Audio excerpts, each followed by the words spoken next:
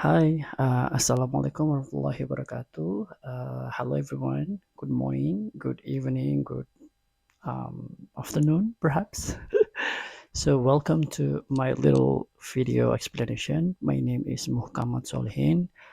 I am currently study at Unindra University and respectable to Madam Biritsh Young Generation as SMPD, who is now currently as my lecturer in this subject, and also respectable to all my friends whom I love. So today I would like to express my task about young British generation.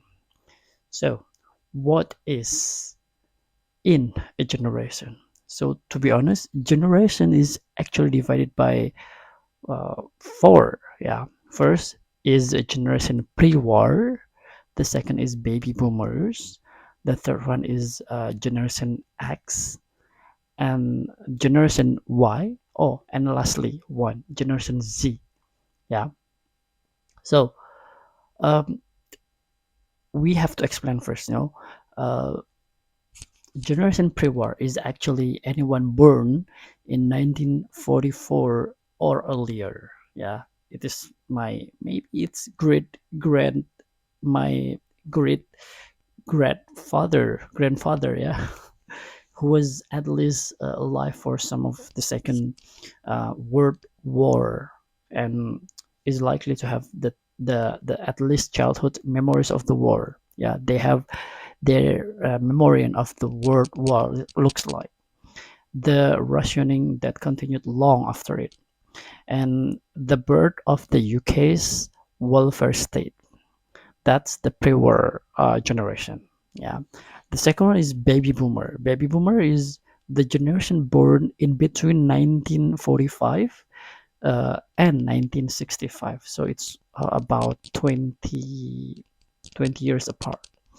As a post-war prosperity and the new welfare state, led to a population's boom.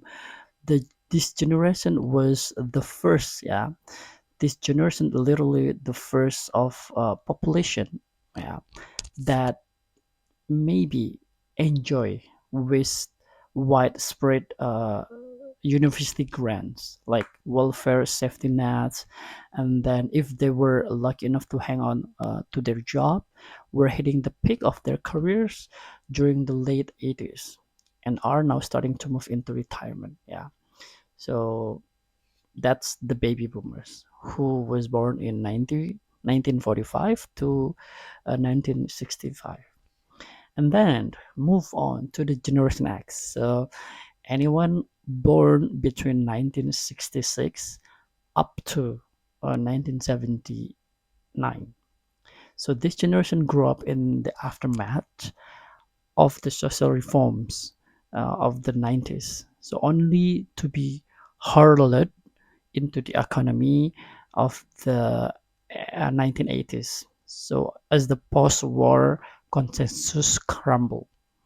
So maybe the one who was born in this era, they such have to reform their uh, previous previous rule as a world war uh, challenge into the reform that has been set up by the government to have a better life. And then the next one is Generation Y. Yeah, Generation Y is actually uh, those who was born between 1980 and 1992. So for those who is now around 28 years old or 29 or almost 30, yeah, maybe this is becoming politically aware in the Blair era. Like this is a generation born into economic good times, only to be hurled into global economic meltdown in the first year of their career. Yeah. If Gen Z, yeah, Generation Z, I mean, who was born after that year. Yeah. It also Nowadays, social media has been growing up very rapidly. Well, let's move on to the next explanation. So according to the analysis of the definitive British Social Edit Survey, yeah, from 1890, 18 1983 to 2010, today's young adults are less supportive of the NHS than their parents were. So it's less likely to favor higher benefits, despite being far more likely than their elder to be unemployed and feel less connection, to society at large than previous generation. A rising generation that find the college very expensive, work hard, and to come by and buying some home is a very impossible dream.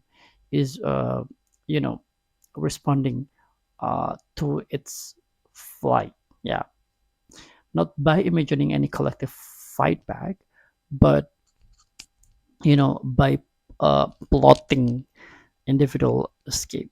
Yeah, now uh, everything is very expensive. So I think the generation Z now, it's very a little bit difficult to have such a house in this year, because unless they come from the wealthy family.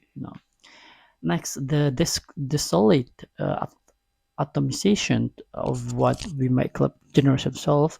Today's 20 somethings poses of profound challenge for their life over the distance horizon. So it is not a challenge, but the show up yet in the headline figures for voting intention.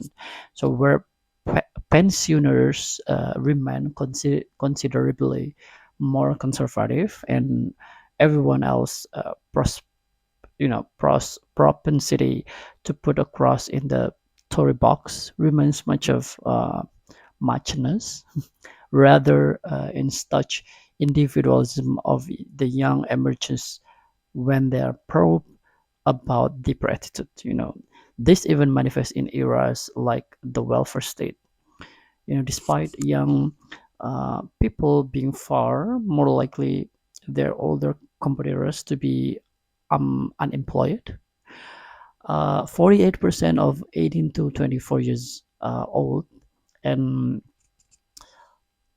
46% of 25 to 35 to 34 years old disagree with the statement suggesting that the most unemployed people receiving benefits were for the most part unlucky rather than the lazy. So you know they do not like to be called a lazy instead of unlucky.